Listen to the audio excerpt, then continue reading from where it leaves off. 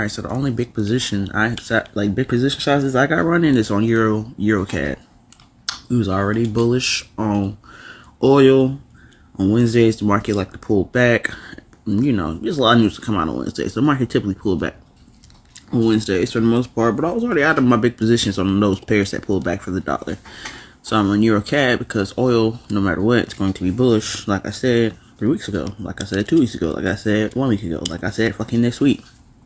We buying oil. So if we buy oil, that means in this case, I know the euro is not as strong as oil. So I mean, that's why I made it my biggest position size, and we got that 150 account right now at almost $13,000.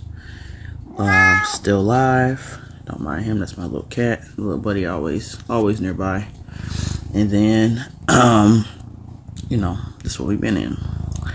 You know what's fucked up about EuroCAD is, I forgot about fucking spread out, right? I had put one stop loss real close because I knew it wasn't gonna hit it. Had that spread not widened, it wouldn't have hit it. I would have been all at 13, almost 14K. So I took a $800 loss, really for no fucking reason. Like 350, that was good. 402, shit was gone. I was like, what the fuck is it? Where'd it go? Everything goes in profit, bro. Everything goes in profit. Everything goes in profit. And then this is what we at right